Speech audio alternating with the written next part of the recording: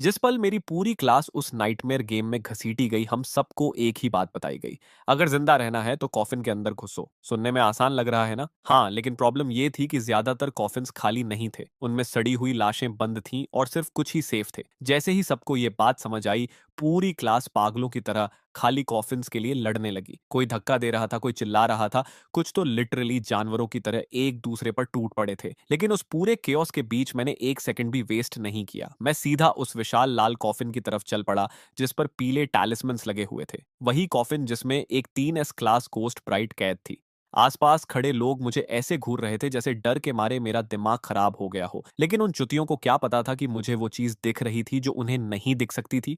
मेरी आंखों के सामने गॉड्स के चैट लॉग्स तैर रहे थे। वही गॉड्स जो इस डंजन को चला रहे थे। और उन्हीं मैसेजेस में इस मौत के गेम का हर हिडन क्लू छुपा था। तभी अचानक पूरे ग्रेवयार्ड के ऊपर खून जैसे लाल लेटर्स चमकने लगे। Welcome players to the strange world. Before the countdown reaches zero, each player must select a coffin. Each coffin may only contain one person. All players must strictly obey the game rules. Survivors will receive generous rewards. Failures will be erased immediately. Message खत्म होते ही आसमान में एक giant 10 minute का countdown दिखाई देने लगा जो लगातार नीचे जा रहा था। पूरे ग्रेवयार्ड में पैनिक फट पड़ा। एक लड़की मिट्टी पर गिरकर अपना सिर पकड़ते हुए हिस्टेरिकली रोने लगी। ये जगह क्या है? स्ट्रेंज वर्ल्ड क्या होता है? कोई हमें बचाओ। तभी एक लड़का पूरी तरह टूट गया और पहाड़ से नीचे भागने लगा। लेकिन जैसे ही उसने ग्रेवयार्ड की बाउंड्री क्रॉस की, उसका पूरा शरीर ऐसे मरोड़ खाकर फट गया जैसे किसी इनविजिबल ब्लेंडर में डाल दिया गया हो। फ्लैश बोन्स सब कुछ काले पार्टिकल्स बनकर हवा में उड़ गया। और ठीक उसी समय ग्रेवयार्ड में मौजूद एक कॉफिन गायब हो गया। तभी अचानक एक आवाज पूरे शोर के बीच गूंजी, कोई हरकत मत करना भड़वो, सब वहीं खड़े रहो। मैंने आवाज की तरफ देखा तो हमारी क्लास का रिच सेकंड जनरेशन लड़का फैंग जी भीड़ के बीच खड़ा था। अजीब बात यह थी कि उसके चेहरे पर डर का नामो निशान तक नहीं था। उल्टा नल्ला एक्साइटमेंट में लग रहा था, जैसे उसे ये सब एंजॉय हो रहा हो। फिर अचानक उसकी आंखें बदल गईं। उसकी प्यूपिल्स के अंदर हल्की सिल्वर ग्लो चमकने लगी। तभी एक मैकेनिकल आवाज पूरे ग्रेवयार्ड में गूंजी, system notification, Fangji has awakened a talent. Due to displaying decisive qualities under extreme pressure, player Fangji has been selected by the high dimensional observer, Bliss Lord, and awakened the initial Earth grade talent Fighter. ये आवाज सबने सुनी। भीड़ तुरंत फट पड़ी। क्या talent awaken हो गया? लेकिन फांग जी ने किसी की तरफ ध्यान नहीं दिया। वो पास पड़े एक काले कॉफिन की तरफ मुड़ा और अपनी सिल्वर आईज सिकोड़ ली। होली शिट, इसके अंदर कुछ है। आधी सड़ी हुई लाश से और उसके नाखून कम से कम 5 से 6 सेंटीमीटर लंबे हैं। सबसे पहले रिएक्ट मेरी ex girlfriend song Ying Ying ने किया। वो तुरंत भागकर फेंग जी की बाहों से चिपक गई। फेंग जी, तुम इनके अंदर देख सकते हो ना? प्लीज मेरी मदद करो, कौन से कॉफिन सेफ हैं? फेंग जी ने नीचे उसकी तरफ देखा लेकिन उसे हटाया नहीं। उल्टा उसने टेरिफाइड क्राउड की तरफ देखकर अथॉरिटी से कहा, अगर जिंदा रहना है तो सब मेरे पास आओ और मेरी बात सुनो। उसकी बात सुनते ही सबकी सर्वाइवल इंस्टिंक्ट्स किक इन कर गईं। एक एक करके मेरे क्लासमेट्स उसके आसपास इकट्ठा होने लगे। सबके चेहरे पर वही पथेटिक एक्सप्रेशंस थे। कोई खुशामद कर रहा था, कोई भीख मांग रहा था। फेंग जी प्लीज हमारी मदद करो। ब्रदर जी, आप जो बोलोगे हम करेंगे। फेंग जी हल्का सा मुस्कुराया। साफ दिख रहा था कि ये कमीना इस अटेंशन को पूरी तरह एंजॉय कर रहा था। फिर उसकी नजर भीड़ से अलग खड़े मुझ पर पड़ी। यो शिन्युअन, तू भीख मांगने क्यों नहीं आ रहा? उसने हंसते हुए कहा, तूने तो कभी यिंगिंग के लिए कुछ भी करने की बात कही थी ना, जब उसके पीछे कुत्ते की तरह घूम रहा था। उसके आसपास खड़े कुछ लड़के तुरंत हंसने लगे। Exactly exactly. अब फैंग जी के पास टैलेंट है, तेरे पास क्या है? ऐसे खड़ा क्या है बे? घुटनों पर गिर जा, शायद ब्रदर जी तुझे कोई डिसेंट कॉफिन दे दे। लेकिन मैंने कोई जवाब नहीं दिया। मैं बस चुपचाप वहीं खड़ा रहा, नजरें नीचे किए, बिल्कुल उस सूखे पेड़ की तरह जो मिट्टी में जड़ें गाड़कर खामोश खड़ा रहता है। शायद फेंग जी को लगा मैं डर के मारे सोचने लायक भी नहीं बचा हूं, इसलिए उसने मुझ पर ध्यान देना बंद कर दिया और सॉन यिंग यिंग को साथ लेकर एक एक कॉफिन चेक करने लगा। लेकिन उन लोगों को बिल्कुल अंदाजा नहीं था कि मेरी आंखों के सामने ग्लोइंग गोल्डन टेक्स्ट लगातार स्क्रॉल होना शुरू हो चुका था। Another new game has started. These low dimensional insects still don't realize that once the countdown ends, living zombies will appear in the graveyard and tear apart anything outside the coffins. ये पढ़ते ही मेरी people's सिकुड़ गईं। मेरा शरीर आधे second के लिए जम गया। तभी और गोल्डन मैसेजेस तेजी से सामने बहने लगे। The funniest part is that the rotten corpses inside the coffins are actually the key to survival. The smell of decay hides the scent of the living, so the zombies will ignore anyone inside. I'm dying laughing. That idiot with the clairvoyance talent is desperately searching for empty coffins. He thinks empty means safe. Little does he know empty coffins are guaranteed death. Don't spoil too much. I worked hard to give that kid a talent as bait. I want to watch him confidently choose an empty coffin and get ripped apart by zombies. That's the fun part. Still, that giant red coffin covered in talismans is interesting. There's a ghost bride sealed inside, a hidden 3S level reward. But with the courage level of these insects, nobody will dare choose it.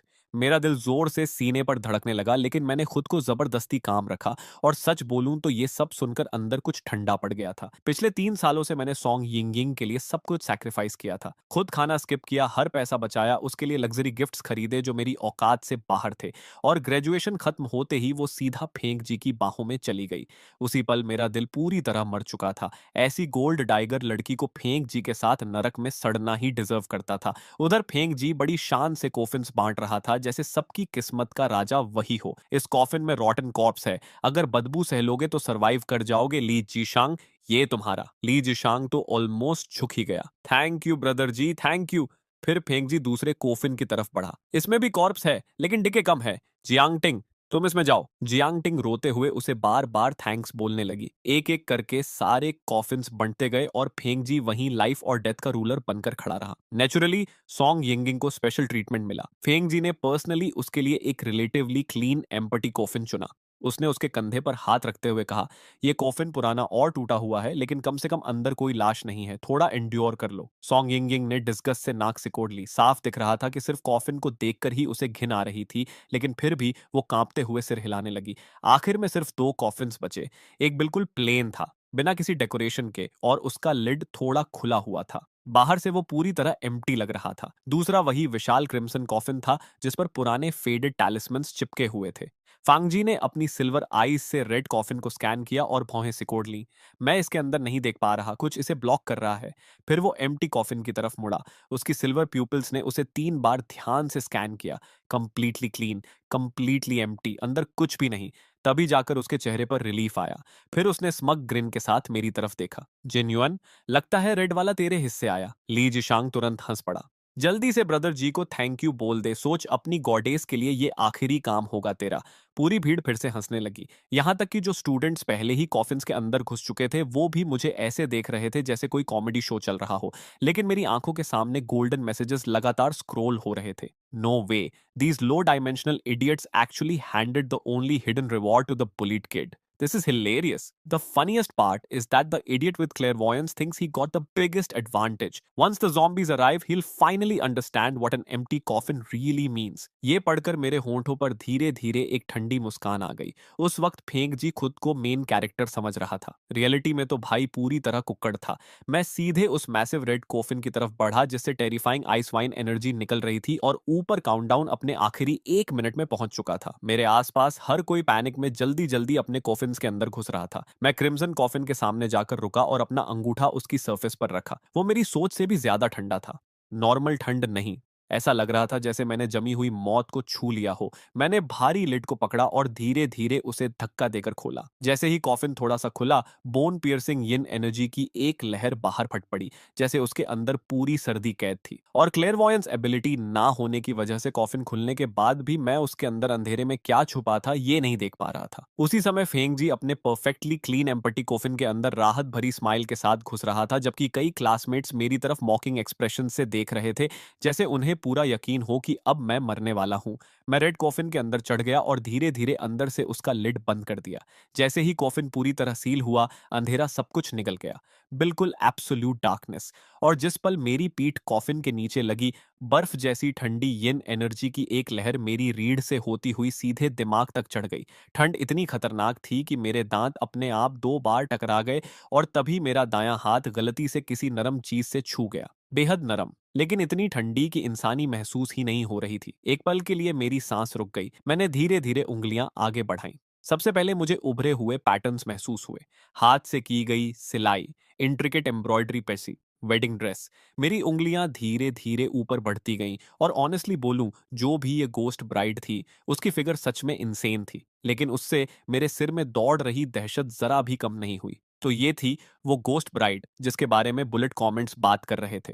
उसके शरीर से लगातार thick यिन energy निकल रही थी जो पूरे coffin को फ्रीजिंग पानी की तरह भर रही थी। मैं साफ महसूस कर पा रहा था कि मेरे हाथ पैरों की सेंसेशन तेजी से गायब हो रही है। मैंने खुद को होश में रखने के लिए अपनी जीभ जोर से काट ली। अभी पैनिक करना मतलब सीधा मरना था। बुलेट कमेंट्स पहले ही बता चुके थे कि ये गोस्ट ब्राइड एक एस हिडन रिवॉर्ड थी, मतलब इसे हासिल करने का कोई तरीका जरूर था। मुझे बस और क्लूज का इंतजार करना था। अभी जल्दबाजी की तो इंस्टेंट मौत तय थी। तभी अचानक बाहर की दुनिया जोर से कांपी, जैसे जमीन के नीचे से कोई विशाल चीज बाहर निकली हो। पूरा ग्रेवयार्ड हिंसक तरीके से हिलने लगा और आसमान में काउंटडाउन आखिरकार 0 पर पहुंच गया। अगले ही पल पूरे सिमेटेरी में डरावनी चीखें गूंज उठीं। बचाओ, किसी चीज ने मेरा कॉफिन तोड़ दिया। ज़ॉम्बीज़, यहाँ बहुत सारे ज़ॉम्बीज़ हैं। ये मेरी टांगें खा रहे हैं। मैंने एम्प्टी कॉफिन चुना था। ये सिर्फ मुझे ही क्यों अटैक कर रहे हैं? उन चीखों को सुनकर मेरी सांस अटक गई। बुलेट कमेंट्स पूरी तरह सही थे।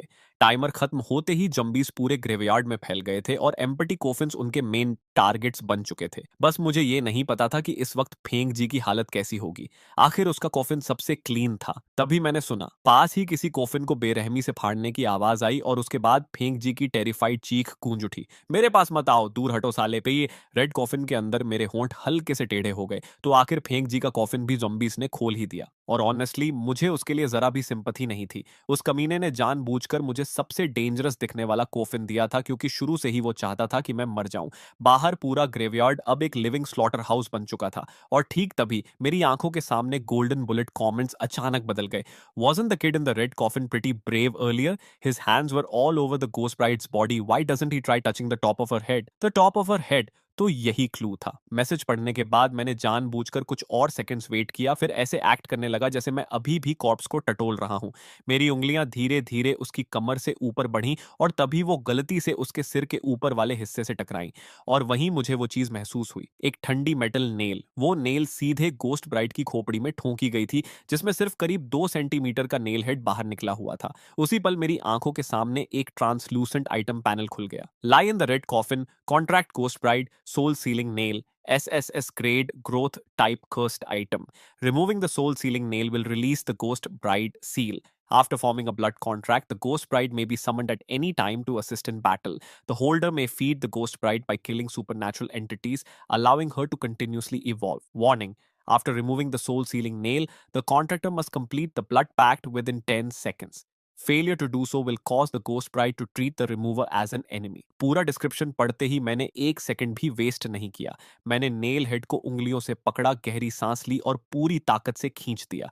सोल सीलिंग नेल तुरंत बाहर निकल आई। सोचने का समय नहीं था। मैंने उसी नेल से अपनी इंडेक्स फिंगर चीर दी। गर्म खून तुरंत बाहर निकल आया और मैंने अपनी ब्लीडिंग फिंगर सीधे गोस्ट ब्राइड के होंठों पर दबा दी। खून की बूंदें एक एक करके उसके बर्फ जैसे ठंडे होंठों पर गिरने लगी। फिर अचानक मुझे वो महसूस हुआ, एक हल्की सी मूवमेंट। गोस्ट ब्राइड के होंठ धीरे से कांपे और फिर उन्होंने मेरी अब भी ब्लीडिंग फिंगर टिप को धीरे धीरे अपने अंदर बंद कर लिया। अगले ही सेकंड मेरी आंखों के सामने जाइंट गोल्डन वर्ड्स फट पड़े। Congratulations to player Jinyun for successfully contracting the ghost bride Julian. Current state dormant phase, feed supernatural power to unlock full strength. Holy crap, he actually pulled it off. That's an SSS grade contract. This low dimensional insect is kind of cracked. Just luck. A dormant ghost bride is all flash and no substance. If he wants her to truly evolve, he'll need to kill supernatural creatures using the soul sealing nail, assuming he survives that long. Did any of you notice? From touching the corpse to pulling the nail to completing the blood contract, this kid didn't hesitate even once. That's not simple luck. उधर mountain graveyard के बाहर मेरी पूरी class एक एक करके coffin से बाहर घसीटी जा रही थी। सब लोग सेमेट्री में जान बचाने के लिए पागलों की तरह भाग रहे थे, लेकिन थोड़ी ही देर में उनकी स्टैमिना जवाब दे गई और ज़ॉम्बीज़ ने उन्हें वहीं फाड़ना शुरू कर दिया।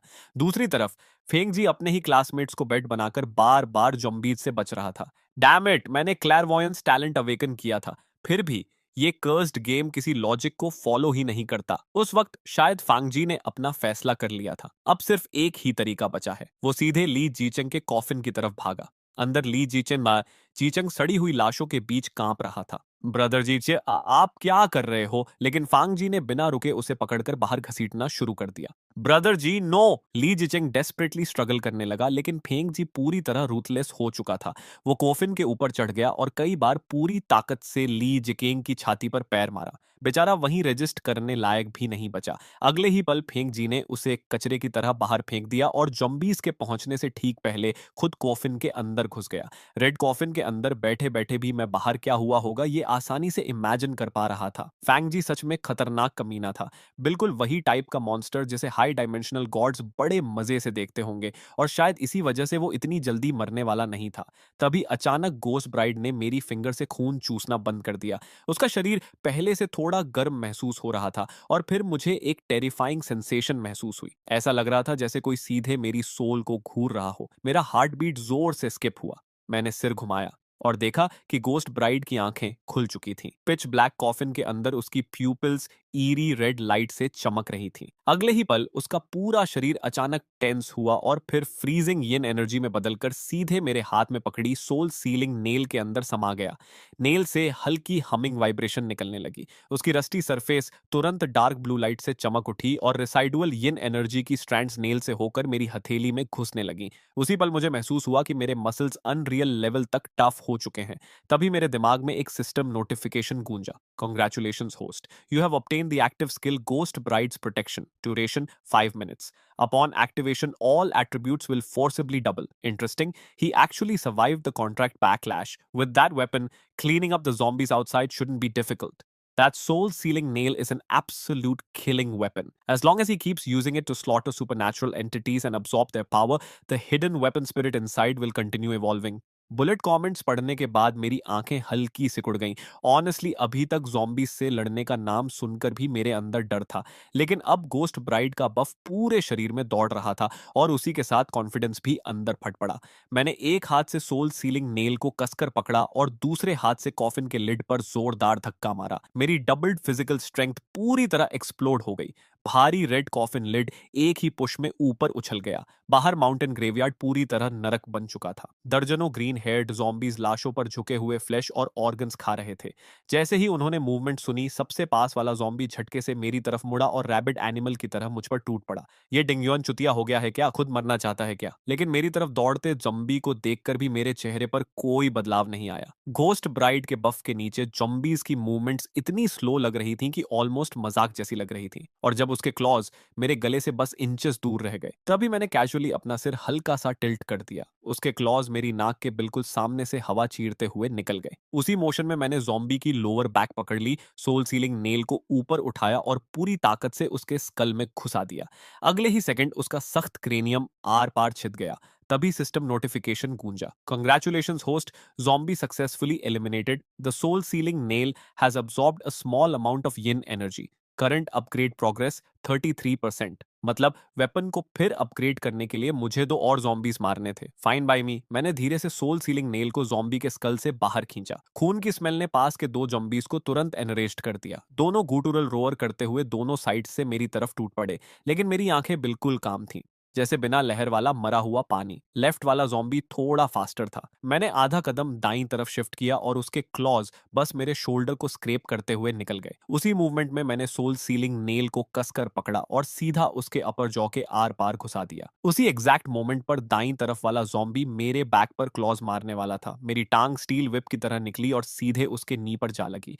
क्रीचर इंस्टेंटली बैलेंस खोकर जमीन पर गिर पड़ा। उसे रिकवर करने का मौका भी नहीं मिला। मैंने तुरंत सोल सीलिंग नेल नीचे घोंप दी, सीधे उसके स्कल के पीछे।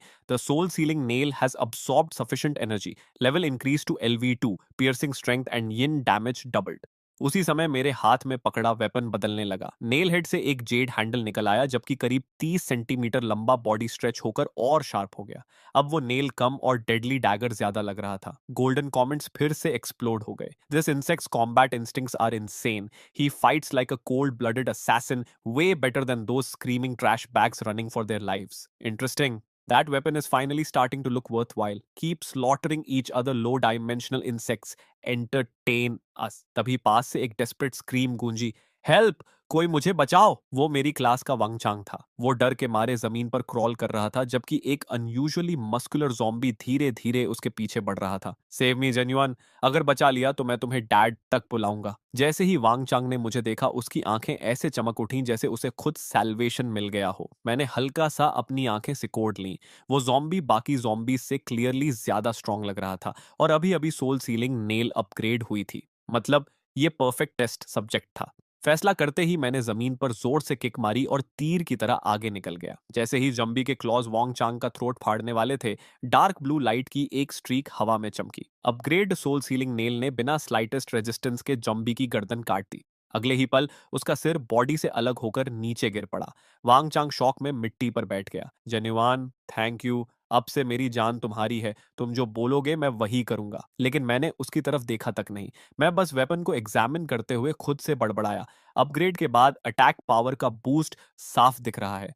मुझे और जॉम्बीज मारने होंगे। सोल सीलिंग नेल को लेवल अप करते रहना होगा। तभी अचानक मिट्टी के नीचे छिपे 3 जॉम्बीज जमीन फाड़कर बाहर निकल आए और हमारी तरफ झपट पड़े। उनमें से 2 ने तुरंत इंजर्ड वांग चांग को टारगेट किया। डर ने उसकी सैनिटी उसी पल तोड़ दी। बिना एक सेकंड सोचे वो आगे कूदा और मुझे सीधा जॉम्बीज की तरफ धक्का देकर खुद पीछे मुड़कर भाग गया। हाँ, मौत करीब आते ही इंसान अपना असली रंग दिखा देता है। मेरा शरीर सीधे ज़ॉम्बीज़ के एनसर्कलमेंट में लड़खड़ा गया, लेकिन आखिरी मोमेंट पर मैंने ज़बरदस्ती अपना बॉडी साइडवेज ट्विस्ट कर लिया।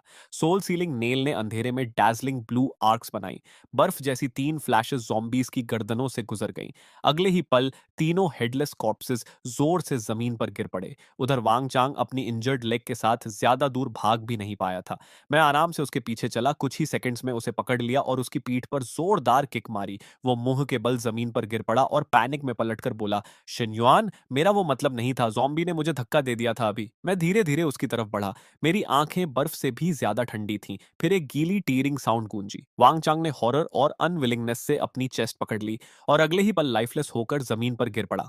उसके मरते ही मेरी विजन फिर से गोल्डन कमेंट्स से भर गई। Now this is a ruthless little insect. The way he casually killed that guy with one hand is exactly my kind of entertainment. Magnificent. This selfishness and absolute lack of morality is the beautiful scenery we crave. Kid, you've officially caught my attention.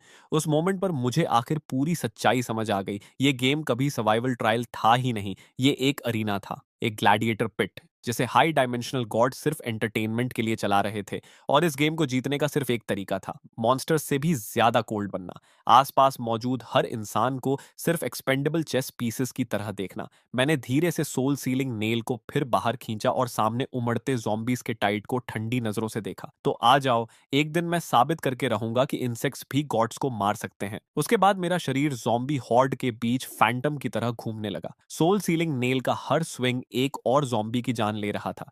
जब भी clause मेरी तरफ आते, मैं कामली side step करता और weapon को perfectly उनके फेटल पॉइंट्स में घुसा देता। डॉज, पियर्स, किल, रिपीट। धीरे धीरे मेरी मूवमेंट्स ऑलमोस्ट मैकेनिकल हो गईं। Efficient, ruthless, creativity, clean. कुछ देर बाद एक और सिस्टम नोटिफिकेशन मेरी आंखों के सामने चमका। The soul sealing nail has absorbed sufficient energy, level increase to LV3, yin damage greatly increased.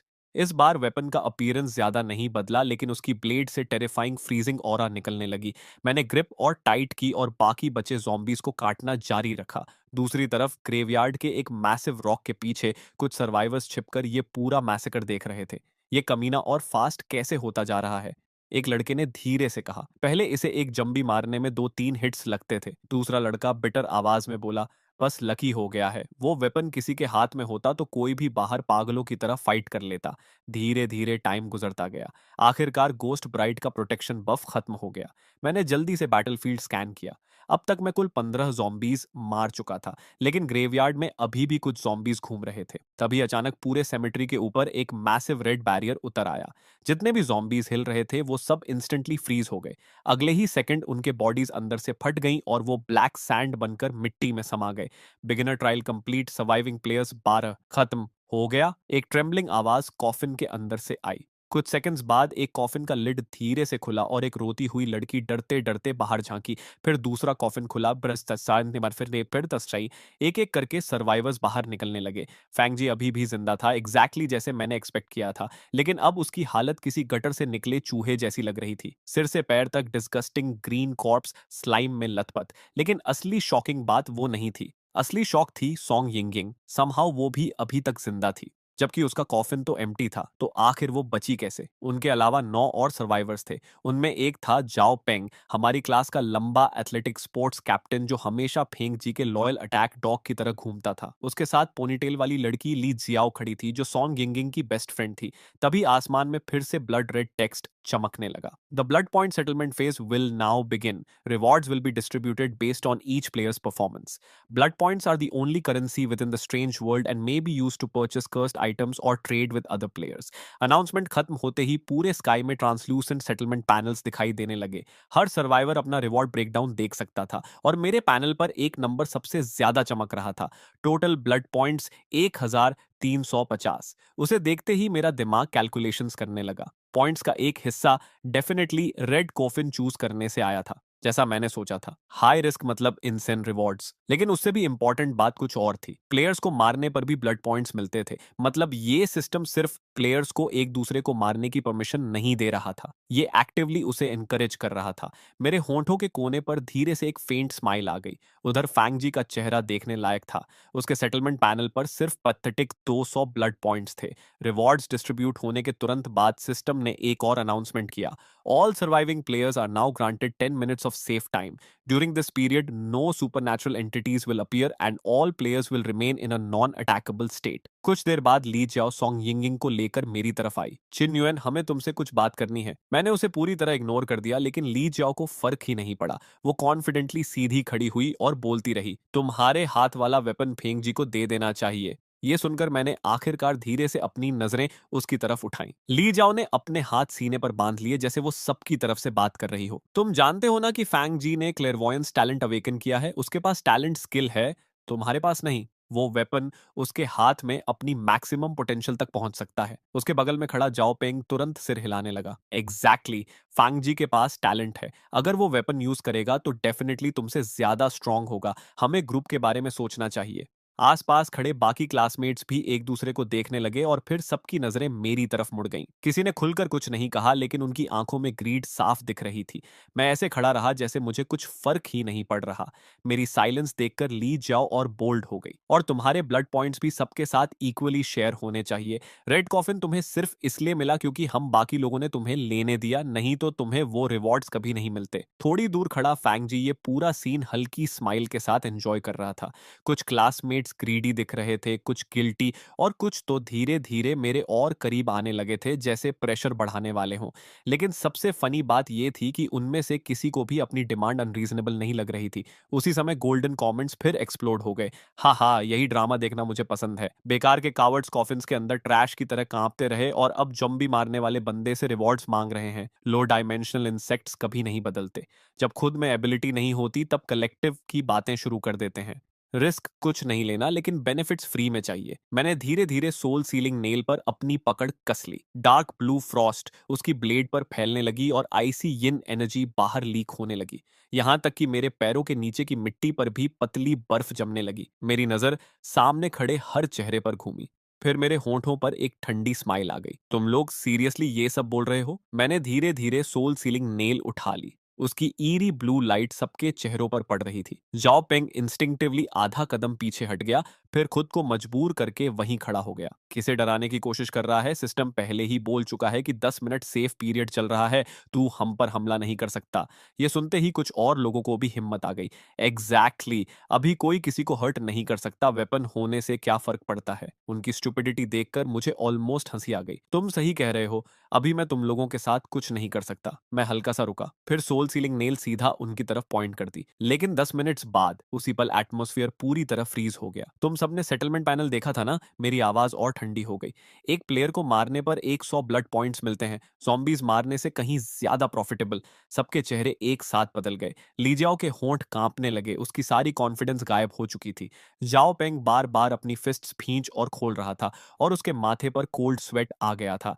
Chin yuan, तुम सच में लोगों को नहीं मारोगे ना? हम तुम्हारे क्लासमेट्स हैं। जाओ पेंग टफ बनने की कोशिश कर रहा था, लेकिन उसकी आवाज में कॉन्फिडेंस का नाम नहीं था। मैंने उसे इंडिफरेंट नजरों से देखा। मैं पहले ही एक आदमी मार चुका हूं, भूल गए? पूरी भीड़ इंस्टेंटली स्टिफ हो गई। एक लड़की धीरे से बुदबुदाई, ये सच में लोगों को मार देगा। वांग चांग को इसी ने मारा था। वो सेंटेंस क्राउड में बीमारी की तरह फैल गया। झो पेंग और बाकी लोगों के चेहरे और अगली हो गए। वांग चांग हमारा क्लासमेट था, तुम उसे कैसे मार सकते हो, किसी ने चिल्लाकर कहा। मैंने तुरंत फैंगजी की तरफ देखा। और फैंगजी ने क्या किया था? मेरी आवाज बर्फ जैसी ठंडी थी। जिस लड़के को इसने कॉफिन से घसीट कर बाहर निकाला और उसकी रिब्स तोड़ने तक स्टॉम्प किया, उसकी आधी बॉडी अभी भी उधर ज़ॉम्बीज़ खा रहे हैं। फैंग जी का चेहरा हल्का बदल गया, लेकिन उसने कुछ बोलने की हिम्मत नहीं की। लेकिन जाओ पेंग तुरंत उसकी तरफदारी में कूद पड़ा। वो अलग बात है, फैंग जी के पास क्लेयरवॉयंस टैलेंट है। उसकी लाइफ बाकी लोगों से ज्यादा वैल्यूएबल है। ये सुनते ही मैं खुलकर हंस पड़ा। इंटरेस्टिंग। मैंने हल्का सा सिर टेढ़ा किया। मतलब टैलेंटेड आदमी दूसरों को मारे तो उसे सर्वाइवल बोलते हो, लेकिन बिना टैलेंट वाला किसी को मारे तो वो मॉन्स्टर बन जाता है। मेरी आंखें हल्की सिकुड़ गईं। समझ गया, तुम्हारा लॉजिक याद रखूंगा। जो पेंग तुरंत पीछे हट गया और चुपचाप एक कदम और दूर हो गया। उसे अब बोलने की हिम्मत नहीं थी। रियलाइजिंग कि इंटिमिडेशन काम नहीं कर रही, ली जाओ ने तुरंत तरीका बदल दिया। उसने सॉन्ग यिंगिंग का हाथ पकड़कर उसे आगे खींच लिया। छिन युएन, तुम पहले यिंगिंग को बहुत पसंद करते थे ना? उसने मेरी तरफ देखते हुए कहा। अब खुद को देखो, तुम इतने कोल्ड ब्लडेड बन गए हो। यिंगिंग को तुम्हारा ऐसा बिहेवियर कभी पसंद नहीं आएगा। बस वेपन दे दो ना। उसके बगल में खड़ी सॉन्ग यिंगिंग ने जानबूझकर होपफुल एक्सप्रेशन बनाया। ऑनेस्टली मैं साफ समझ सकता था उसके दिमाग में क्या चल रहा था। ऐसे डेथ गेम में एक लॉयल सिंप होना उसकी सर्वाइवल ऑड्स को कई गुना बढ़ा देता। लेकिन अनफॉर्चुनेटली उसके लिए मेरे चेहरे पर जरा सा भी बदलाव नहीं आया। सॉन्ग यिंगिंग ने ऑकवर्डली अपना होंठ काटा। छिन युएन, अगर तुम वेपन नहीं दोगे तो मैं भी अब तुम्हें अटेंशन नहीं दूंगी। बाद में रिग्रेट मत करना। इतना बोलकर उसने जानबूझकर अपना चेहरा दूसरी तरफ घुमा लिया, जैसे उसे पूरा यकीन हो कि मैं पहले की तरह उसे मनाने लगूंगा। हाँ, वो अभी भी मुझे वही पुराना पैथेटिक आदमी समझ रही थी। वेपन और ब्लड पॉइंट्स दोनों भूल जाओ, मैंने शांत आवाज में कहा। तुम लोगों पर मैंने अभी तक अटैक सिर्फ पुरानी मेमोरीज की वजह से नहीं किया। फिर मैंने सॉन्ग यिंगिंग की तरफ हल्की प्लेफुल स्माइल के साथ देखा। एक्चुअली मुझे एक चीज जाननी है। मेरी आंखें धीरे धीरे शार्प हो गईं। कॉर्प्सेस वाले कॉफिन्स पर ज़ॉम्बीज इसलिए हमला नहीं कर रहे थे क्योंकि सड़ांत की स्मेल लिविंग सेंट को हाइड कर रही थी। लेकिन फैंग जी ने तुम्हें एम्प्टी कॉफिन दिया था, है ना? मैंने सीधा उसकी आंखों में देखते हुए पूछा। तो फिर तुम जंबी अटैक से बची कैसे? सॉन्ग यिंगिंग का चेहरा इंस्टेंटली फ्रीज हो गया। मैं लकी थी। लकी? मैं हल्का हंसा। ये बात खुद तुम्हें भी बिलीवेबल लगती है? आसपास खड़े सारे क्लासमेट्स तुरंत सॉन्ग यिंगिंग की तरफ मुड़ गए। उसका गला जैसे बंद हो गया था। उसकी उंगलियां सबकॉन्शियसली अपने कपड़ों के कोने को कसकर पकड़ चुकी थीं। लेकिन उसके कुछ बोलने से पहले ही ली जाओ प्राउडली उसकी तरफ से जवाब दे बैठी। यिंग यिंग को कॉफिन के अंदर एक जेड पेंडेंट मिला था। पेंडेंट ग्लो करता है और ज़ॉम्बी ऑरा को ब्लॉक करता है। इसी वजह से वो पूरी ट्रायल में सेफली बची रही। जैसे ही उसके मुंह से ये वर्ड्स निकले, सॉन्ग यिंग यिंग का चेहरा मौत जैसा सफेद पड़ गया। अब बहुत देर हो चुकी थी। आसपास मौजूद हर इंसान की आंखों में इंस्टेंट नेकेड ग्रीड चमक उठी। जाओ पेंग सीधे उस पॉकेट को घूरने लगा जिसे सॉन्ग यिंग यिंग कसकर पकड़ रही थी। फैंग जी ने अपनी सिल्वर आइज हल्की सिकोड़ ली। साफ दिख रहा था कि वो अपनी क्लेयरवॉयंस एबिलिटी से उसके शरीर को स्कैन कर रहा है। कुछ ही मोमेंट्स पहले पूरा ग्रुप मेरे खिलाफ यूनाइटेड था, लेकिन अब पूरा target silently song Ying Ying पर शिफ्ट हो चुका था। उसके आसपास का प्रेशर इंस्टेंटली भारी हो गया। डेस्परेशन में सॉन्ग यिंग यिंग अचानक जोर से चिल्लाई।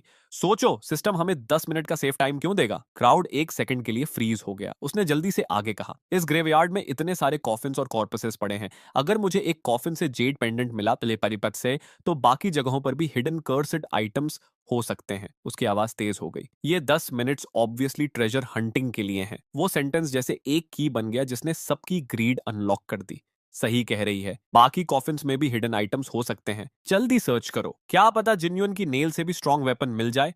सबसे पहले फैंग जी रिएक्ट किया। वो तुरंत पलटा और जाओ पेंग को साथ लेकर ग्रेवयार्ड के कॉर्नर में पड़े एक हाफ कोलैप्स्ड स्टोन कोफिन की तरफ भागा। बाकी सर्वाइवर्स भी पागलों की तरह पूरे ग्रेवयार्ड में फैल गए और स्टार्विंग डॉग्स की तरह कोफिन्स खंगालने लगे। ये देखकर सॉन्ग यिंग यिंग ने आखिर राहत की सांस ली और इंस्टिंक्टिवली अपने पॉकेट में छुपे जेड पेंडेंट को ढक लिया। नॉट बैड, काफी क्लेवर निकली, मैंने हल्की स्मक के साथ बुदबुदाया। फिर मैंने धीरे धीरे अपनी नजर पूरे सेमेट्री में दौड़ाई जहां सब लोग ट्रेजर के पीछे पागलों की तरह भाग रहे थे। लेकिन मैं अपनी जगह से एक कदम भी नहीं हिला, क्योंकि रैंडम कोफिन सर्च करना प्योर लक पर डिपेंड करता था और ऑनेस्टली वो तरीका मेरे लिए बहुत इनफिशिएंट था। मैंने फिर से अपना फोकस उन स्क्रॉलिंग गोल्डन सिस्टम मैसेजेस पर टिकाया जो मेरी आंखों के सामने तैर रहे थे। मैं बाकी लोगों की तरह मूव नहीं कर रहा था, मैं वेट कर रहा था, उन हाई डायमेंशनल गॉड्स का इंतजार कि कब वो कैजुअली कोई यूजफुल इंफॉर्मेशन लीक कर दें, hidden treasures, future rules, weaknesses, anything. उधर फांगजी की सिल्वर क्लेयर वॉयंस आईज कई बार फ्लिकर हुई। फिर वो अचानक जाओ पेंग को खींचते हुए ग्रेवयार्ड के कॉर्नर में छुपे एक टूटे हुए स्टोन कॉफिन तक ले गया। दोनों ने कुछ सेकंड्स तक उसके अंदर सर्च किया, फिर अचानक फेंग जी ने अंदर से एक रस्टी बटर नाइफ बाहर खींच ली। Butter knife! फेंग जी की आंखें इंस्टेंटली चमक उठी। अब मेरे पास भी वेपन है। जो पेंग पास झुककर देखने लगा। लेकिन ये तो जंग लगी हुई है। फेंग जी तुरंत स्नीर करने लगा। तुझे क्या पता बे? उसने तुरंत बटर नाइफ को अपनी वेस्ट में छुपा लिया और साफ दिख रहा था कि उसने जो आइटम पैनल देखा था उसे जानबूझकर हाइड किया। ग्रेवयार्ड के दूसरी तरफ ली जियाओ ने एक सूखी हुई कॉप्स की कलाई से एक डार्क ब्रेसलेट खींच लिया। मुझे भी कुछ मिला रे! वो एक्साइटेड होकर चिल्लाई। इसका नाम प्रोटेक्टिव ब्रेसलेट है। वो एक्साइटेड होकर ब्रेसलेट को सॉन्ग यिंग यिंग की तरफ हिलाने लगी। देख, ये ग्लो भी कर रहा है, मतलब ये डेफिनेटली कोई वैल्यूएबल चीज होगी। जैसे ही बाकी सर्वाइवर्स ने ये देखा, पूरा ग्रुप पागल हो गया। एक लड़के ने मिट्टी से टूटा हुआ पोर्सलिन शार्ड निकाला। कोई और मोल्डी बोन को ट्रेजर की तरह पकड़कर खड़ा था। एक बंदा तो क्रैक्ड क्ले जार को सीने से लगाए ऐसे मुस्कुरा रहा था जैसे जैकपॉट मिल गया हो। पूरा ग्रेवयार्ड अचानक डेस्परेट स्कैवेंजर हंट में बदल गया। तभी गोल्डन सिस्टम मैसेजेस फिर तेजी से स्क्रॉल होने लगे। These insects are hilarious. Random trash को प्राइसलेस ट्रेजर समझ रहे हैं। रियल कर्स्ड आइटम्स को टच करते ही आइटम पैनल्स दिखाई देते हैं। That butcher knife and bracelet are legitimate cursed items at least. लेकिन कॉप्सेस से जुड़े सामान को छूने पर जल्दी ही एक और जॉम्बी हंट ट्रिगर होगी। मैं 5,000 ब्लड कॉइन्स की बेट लगाता हूं कि ब्रेसलेट वाली लड़की 30 सेकंड्स के अंदर मर जाएगी। वैसे मुझे ब्लैक क्लॉथ्स वाला किड ज्यादा इंटरेस्टिंग लग रहा है, बाकी इंसेक्ट से ज्यादा स्मार्ट दिख रहा है। ये पढ़कर मेरी आईलिड हल्की ट्विच हुई। मतलब वो रैंडम स्क्रैप्स ट्रेजर्स नहीं थे, वो ट्रैकिंग बीकन्स थे। जितना ज्यादा जंक कोई उठाएगा, टाइमर खत्म होने के बाद ज़ॉम्बीज उतनी तेजी से उसे लॉक कर लेंगे। और ऑनेस्टली उन्हें वार्निंग देने का तो सवाल ही नहीं था। मैं इतना बेवकूफ नहीं था कि फ्री ईएक्सपी को सेफली घूमने दूं। तभी मेरी नजर एक और सिस्टम मैसेज पर टिक गई। By the way, the old talismans on the red coffin are actually ghost suppression talismans. They've degraded into low grade versions, though. Still useful in the early stages. They can forcibly suppress low level supernatural entities for 3 seconds. Pretty decent for low dimensional insects, assuming any of them are smart enough to notice. Degrade item: Ghost Suppression Talisman. Effect: Forcibly suppress low level entities for 3 seconds. मेरे चेहरे पर कोई बदलाव नहीं आया, लेकिन मेरी नजर क्वाइटली पीछे पड़े रेड कॉफिन की तरफ चली गई। जैसा मैंने सोचा था, कॉफिन का लिड अब भी फेडेड येलो टैलिस्मन से ढका हुआ था। उनके कॉर्नर्स पुरानेपन से मुड़ चुके थे और पेपर ब्रिटल हो गया था। नो वंडर किसी ने उन पर ध्यान नहीं दिया। आखिर कौन उस कॉफिन को छूना चाहेगा जिसमें कुछ देर पहले तक 3 एस गोस्ट ब्राइट सील्ड थी। मैं कैजुअली वापस रेड कॉफिन की तरफ चला और ऐसे एक्ट करने लगा जैसे बस उसे इंस्पेक्ट कर रहा हूं। मेरी उंगलियां हल्के से एक टैलिस्मन पर फिसली। उसी पल इंफॉर्मेशन पैनल खुल गया। Item: ghost suppression talisman. Degrade. Effect: forcibly suppress low level supernatural entities for 3 seconds. मेरी आंखें हल्की सिकुड़ गईं। तो असली ट्रेजर ये थे। बिना किसी का ध्यान खींचे मैंने धीरे धीरे सारे टैलिस्मन्स कॉफिन से निकालकर अपने कोट के अंदर रख लिए। किसी को कुछ पता तक नहीं चला। बाकी सब लोग तो अभी भी स्टार्विंग मेनियाक्स की तरह ग्रेव्स खोदने में लगे थे। उसके बाद मैं फिर से आराम से कॉफिन के पास टिक गया और साइलेंटली टाइमर खत्म होने का इंतजार करने लगा। ज्यादा देर नहीं बीती थी कि 10 मिनट सेफ्टी पीरियड खत्म हो गया। जमीन के नीचे से डीप रंबलिंग गूंजने लगी। सारे सर्वाइवर्स इंस्टेंटली फ्रीज हो गए। अगले ही पल सबसे पास वाली ग्रेव फट गई। मिट्टी के अंदर से एक पेल ग्रे आर्म बाहर निकली। फिर दूसरी ग्रेव फटी पाते पे, फिर तीसरी। कुछ ही सेकंड्स में काउंटलेस म्यूटेटेड ज़ॉम्बीज जमीन के नीचे से क्रॉल करके बाहर आने लगे। उनके बॉडीज से निकलती डिके की बदबू पहली बैच से कई गुना ज्यादा हॉरिफाइंग थी। मेरी क्लास का चेनले सबसे पहले टूट गया। उसने अपने मिले हुए ब्रोकन क्ले जार को कसकर पकड़ा और चिल्लाते हुए भागने लगा। लेकिन सबसे पास के 3 ज़ॉम्बीज ने एक साथ अपनी गर्दन उसकी तरफ घुमा दी, बल्कि सीधे उसके हाथ में पकड़े क्ले जार की तरफ। चेनले 5 सेकंड्स भी नहीं भाग पाया था कि एक ज़ॉम्बी हवा में छलांग लगाकर उसकी पीठ पर जा गिरा। उसके क्लॉज आयन हुक्स की तरह शरीर में धंस गए। उसकी चीख पूरे सेमेट्री में गूंज उठी और वो मुंह के बल मिट्टी में जा गिरा। अगले कुछ सेकंड्स में पूरा ज़ॉम्बी हॉर्ड उसके ऊपर टूट पड़ा। ग्रेवयार्ड फिर से केओस में डूब गया, और इस बार पहले से भी ज्यादा बुरा। ये नए ज़ॉम्बीज क्लियरली ज्यादा एग्रेसिव और पावरफुल थे। ऑनेस्टली मैं भी उनसे हेड ऑन फाइट नहीं करना चाहता था। तभी अचानक जमीन जोर से फटी। ब्लाइंडिंग व्हाइट लाइट क्रैक के अंदर से बाहर फूटी और एक पुराना रस्टेड आयरन डोर धीरे धीरे जमीन के नीचे से ऊपर उठने लगा। डोर की दरारों से वीक व्हाइट लाइट बाहर लीक हो रही थी। तभी system announcement Gunji. First trial complete, enter the dormitory, dungeon closing soon, all survivors must enter the passage within 30 seconds, those who fail to enter will remain permanently trapped within the graveyard। भागो, वहां door है, किसी ने हिस्टेरिकली चिल्लाया। अगले ही पल सब लोग पागलों की तरह आयरन गेट की तरफ दौड़ पड़े।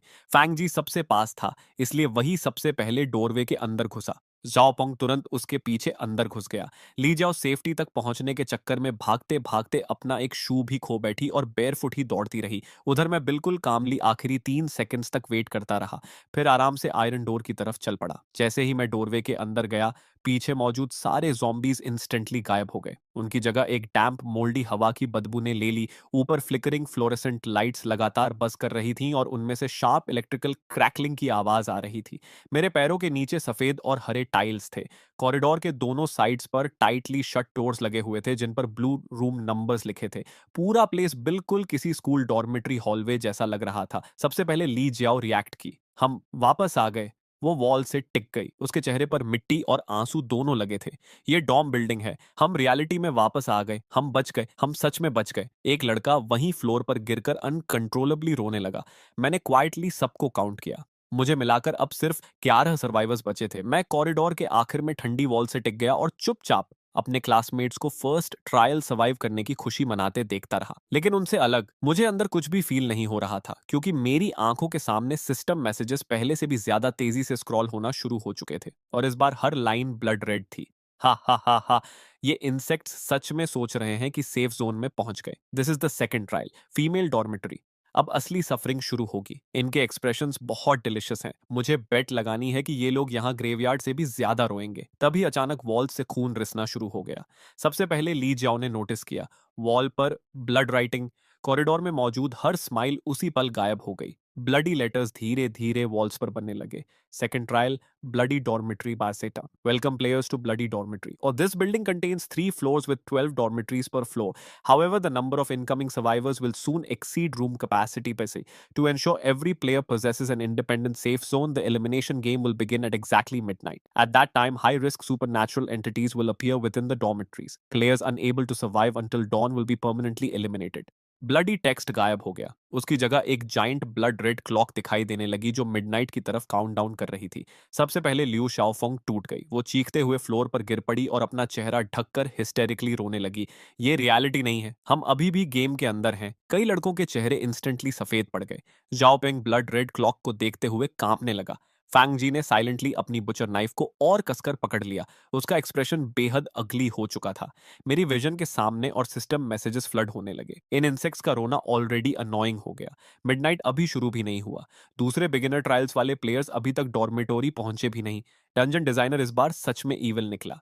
ये डॉर्मेटरी फ्यूचर सेफ जोन बनने वाली थी और अभी इन्हीं प्लेयर्स को इसके अंदर एक दूसरे को मारने पर मजबूर किया जाएगा। मेरा दिमाग इंस्टेंटली कैलकुलेशंस करने लगा। मतलब ये डॉर्मेटरी फ्यूचर में इंपॉर्टेंट सेफ जोन बनने वाली थी और दूसरे ट्रायल्स के प्लेयर्स भी जल्द यहां आने वाले थे। इसका सिर्फ एक मतलब था, मुझे हर हाल में अपना रूम सिक्योर करना था और जितना जल्दी हो सके उतना बेहतर। तभी अचानक ली जियाओ खड़ी हो गई। सब लोग काम डाउन, उसने जोर से कहा। सिस्टम ने कहा हम फर्स्ट बैच प्लेयर्स हैं, मतलब रूम चूज करने में हमें प्रायोरिटी मिलेगी। मुझे लगता है बॉयज और गर्ल्स को अलग अलग रहना चाहिए, वही सेफेस्ट अरेंजमेंट है। उसके बोलते ही जांग तिंग इंस्टेंटली एक्सप्लोड हो गई। ली जाओ, ज़ॉम्बीज़ ने तेरा दिमाग खा लिया है क्या? वो गुस्से में चिल्लाई। मिडनाइट पर गोस्ट्स लोगों को मारने आएंगे। बाकी तुम लोगों का मुझे नहीं पता, लेकिन ये ट्याम गेम को शॉर्ट ठीक अथा, लेकिन मैं जिनशुन के साथ ही रहूंगी। मी टू, दूसरी लड़की जो मेंग याओ तुरंत चिल्लाई। जिनशुन ने ज़ॉम्बीज़ मारे हैं, वो हम सब में सबसे स्ट्रॉन्गेस्ट है। उसके साथ रहने के लिए मैं कुछ भी करूंगी। बोलते बोलते उसने मेरा आर्म पकड़ लिया और जानबूझकर खुद को उससे चिपका लिया। जांगटिंग तुरंत स्नीर करने लगी। तू खुद को समझती क्या है? अगर कोई उसके साथ रहेगा तो सबसे पहले मैं रहूंगी। अगले ही सेकंड दोनों लड़कियां वहीं लिटरली लड़ने लगी। उधर बाकी लड़कियों ने भी कंट्रोल खो दिया और डेस्परेशन में मेरी तरफ भीड़ लगाने लगी। यहां तक कि पीछे खड़ी सॉन्ग यिंगिंग भी नर्वसली अपने कपड़ों का कोना मरोड़ रही थी और होंठ काट रही थी। ली जियाओ उसके करीब झुकी और धीरे से उसके कान में फुसफुसाई, पैनिक मत कर, जिनशुएन तुझसे पहले कितना प्यार करता था। एंड में वो खुद तुम्हारे पास बेगिंग करने आएगा। सॉन्ग यिंगिंग थोड़ी देर हेजिटेट करती रही, फिर धीरे से सिर हिला दिया। साफ दिख रहा था कि उसे ली जियाओ की बात पर पूरा भरोसा था। आखिर पुराना वाला मैं तो प्रैक्टिकली उसकी पूजा करता था। उसके दिमाग में अभी भी यही चल रहा था कि मैं बस हार्ड टू गेट बनने की एक्टिंग कर रहा हूँ। उधर मैं पूरा सीन बिल्कुल इंडिफरेंट होकर देख रहा था। सच में बेकार इडियट्स का झुंड। मैंने धीरे धीरे सोल सीलिंग नेल बाहर निकाली। मैं रूम 102 में अकेला रहूंगा। मेरी बर्फ जैसी ठंडी नजर सबके ऊपर घूमी। जो भी मेरे रूम में घुसेगा वो मरेगा। उसी पल पूरा हॉलवे साइलेंट हो गया। चांगटिंग ने मुंह खोला, फिर तुरंत बंद कर लिया। चाओ मेंग्याओ का चेहरा सफेद पड़ गया और वो लड़खड़ाकर पीछे हट गई। ये देखकर मैंने कामली सोल सीलिंग नेल वापस रख दी और सीधे रूम 102 की तरफ मुड़ गया। पीछे सॉन्ग यिंग यिंग पूरी तरह फ्रीज हो चुकी थी। उसके चेहरे पर मौजूद होपफुल एक्सप्रेशन धीरे धीरे शॉक डिसबिलीफ में बदल रहा था। यहाँ तक कि ली जाओ भी पहली बार स्पीचलेस दिख रही थी। उधर सिस्टम मैसेजेस प्रैक्टिकली हंस हंस कर फट रहे थे। हाहा, ये औरत सच में सोच रही थी कि वो उसके पास बेगिंग करने आएगा। लो डिमेंशनल इंसेक्ट्स का कॉन्फिडेंस सच में एंटरटेनिंग होता है, लेकिन ब्लैक क्लोथ्स वाला किड इंटरेस्टिंग है। कम से कम उसे डेड वेट पहचानना आता है। तभी अचानक फेंग जी हॉलवे के कॉर्नर से बाहर आया। डरो मत सब लोग, उसने कॉन्फिडेंट आवाज में कहा। जिन युआन सेल्फिश है और खुद को अलग कर चुका है। मिडनाइट पर ऐसे लोग सबसे पहले मरते हैं, लेकिन अगर हम यूनाइटेड रहे तो हम सब सरवाइव करेंगे। बोलते वक्त उसने अपनी बचर नाइफ भी बाहर निकाली ताकि और कन्विंसिंग लगे। झो काई तुरंत उसकी साइड लेने पहुंच गया। ब्रोदर जी सही कह रहे हैं, यूनिटी ही स्ट्रेंथ है। झो पेंग भी तुरंत सिर हिलाने लगा। एग्जैक्टली, जिन युआन जैसे लोगों को आखिर में उनका कारमा मिल ही जाता है। बाकी क्लासमेट्स भी धीरे धीरे फिर फैंग जी के आसपास गैदर होने लगे, बिल्कुल लॉयल फॉलोअर्स की तरह। फैंग जी वार्मली मुस्कुराया और रूम 101 के अंदर चला गया। थोड़ी हेजिटेशन के बाद सॉन्ग यिंगिंग भी उसके पीछे अंदर घुस गई, लेकिन रूम में एंटर करने से पहले उसने सबकॉन्शियसली पीछे मुड़कर रूम 102 के टाइटली शट डोर की तरफ देखा। उधर जैसे ही फेंग जी डॉर्म रूम के अंदर गया, उसके चेहरे की फेक स्माइल पूरी तरह गायब हो गई। उसने हाथ में पकड़ी बटर नाइफ की तरफ देखा और कोल्ड आवाज में बुदबुदाया, 10 सैक्रिफिशियल पॉन्स काफी होने चाहिए। उसके होंठों पर थोड़ी देर के लिए क्रूअल ग्रिन आई। क्या उन इडियट्स को सच में लगता है कि मैं उन्हें प्रोटेक्ट करूंगा? लेकिन अगले ही पल जब उसने सिर उठाया, उसका एक्सप्रेशन फिर से वार्म और फ्रेंडली बन चुका था। वो तो टीम लीडर की तरह सबको बेड्स चूज करने में हेल्प भी करने लगा। मीनवाइल रूम 102 के अंदर मैं क्वाइटली अपने सराउंडिंग्स ऑब्जर्व कर रहा था। रूम करीब 15 स्क्वायर मीटर्स का था। वॉल के पास एक सिंगल आयरन फ्रेम बेड रखा था जिसके ऊपर सिर्फ बेयर वुडन बोर्ड्स थे। कॉर्नर में एक टाइनी बाथरूम था जिसमें मुश्किल से एक इंसान खड़ा हो सकता था। तभी मेरी नजर डोर के पास लगे एक छोटे डिस्प्ले स्क्रीन पर पड़ी। उससे फेंट डार्क रेड ग्लो निकल रही थी। उसके ऊपर ब्लड रेड वर्ड्स लिखे थे, ब्लड पॉइंट शॉप। मैं आगे बढ़ा और स्क्रीन को टच किया। उसी पल पूरा डिस्प्ले ब्राइटली लाइट अप हो गया और मेरे सामने परचेसेबल आइटम्स की ह्यूज लिस्ट खुल गई। Food, water, daily supplies, medicine, सब कुछ था। Rice meal 10 blood points, mineral water 5 blood points, blanket 15 blood points, emergency bandages 20 blood points. Daily necessities काफी चीप थी, लेकिन जैसे ही मैंने कर्स्ट आइटम्स सेक्शन स्क्रॉल किया, प्राइसेस इंस्टेंटली आसमान छूने लगे। D grade item soul gathering bell, D grade item exorcism peach wood sword, सी grade item soul suppression stone, B grade item 100 ghost command banner. Prices देखकर मेरी eyelid हल्की Twitch हुई। Ordinary players एक trial में मुश्किल से 200 ब्लड पॉइंट्स कमा पा रहे थे। मतलब एक डिसेंट आइटम खरीदने की कीमत प्रैक्टिकली इंसानी जानों के बराबर थी। लेकिन ब्लाइंडली शॉप से चीजें खरीदने के बजाय मैंने सबसे पहले फिर से अपना ध्यान उन तेजी से स्क्रॉल हो रहे सिस्टम मैसेजेस पर लगाया। शॉप के जंग की किसे परवाह है, असल एंटरटेनमेंट तो मिडनाइट पर शुरू होगा। इस बार उन्होंने रिजेंटमेंट टाइप स्पिरिट्स रिलीज किए हैं। ये पढ़ते ही मेरी प्यूपल्स इंस्टेंटली सिकुड़ गईं। रिजेंटमेंट टाइप गोस्ट्स, वो जॉम्बीज से कई गुना ज्यादा टेरिफाइंग होते हैं। मैंने कामली अपनी नजर वापस शॉप स्क्रीन पर डाली और कैजुअली ब्राउज करने का एक्ट करने लगा, जबकि सीक्रेटली मैं स्पिरिट टाइप एंटिटीज के खिलाफ यूजफुल आइटम्स सर्च कर रहा था। कई बार लिस्टिंग्स रिफ्रेश करने के बाद आखिर मुझे वही मिल गया जिसकी जरूरत थी। D grade item 5 Emperor coin string. Constructed from 5 copper coins from different dynasties tied together with red string. Greatly reduces the detection range of resentment type entities after equipping, equivalent to 30 seconds of invisibility. D grade item Black Dog Blood. Collected from the heart blood of a pure black dog. After splashing onto resentment type entities, they become visible and vulnerable to physical attacks for 5 seconds. मैंने बिना hesitation दोनों items instantly खरीद लिए। अगले ही second दोनों चीजें सीधे मेरे सामने मटेरियलाइज हो गईं। मैंने कॉपर कॉइन स्ट्रिंग को अपनी गर्दन में पहन लिया और ब्लैक डॉग ब्लड की बॉटल कोट के अंदर पॉकेट में रख ली। सब प्रिपेयर करने के बाद मैंने धीरे धीरे अपनी आंखें बंद की और कमर पर लगी कोल्ड सोल सीलिंग नेल को हल्के से रब करने लगा, कोशिश करते हुए कि अपनी कॉन्शियसनेस के अंदर गहराई में मौजूद गोस्ट ब्राइट को सेंस कर सकूं। क्या तुम मुझे सुन सकती हो जूलियन? साइलेंस, बिल्कुल कंप्लीट साइलेंस। लेकिन मैं इम्पेशेंट नहीं हुआ। जूलियन एक 3S कॉन्ट्रैक्टेड एंटिटी थी। उसे ट्रूली अवेकन करना ऑब्वियसली आसान नहीं होने वाला था। फिर भी 5 एम्परर कॉइन्स के 30 seconds invisibility effect, black dog blood के 5 सेकंड्स वल्नरेबिलिटी इफेक्ट और सोल सीलिंग नेल की रॉ किलिंग पावर को मिलाकर देखें तो आज रात उन रिजेंटमेंट स्पिरिट से सर्वाइव करना शायद पॉसिबल था। मैं अभी अपने सर्वाइवल ऑड्स कैलकुलेट ही कर रहा था कि तभी कॉरिडोर के बाहर अचानक डेंस फुटस्टेप्स गूंजने लगे।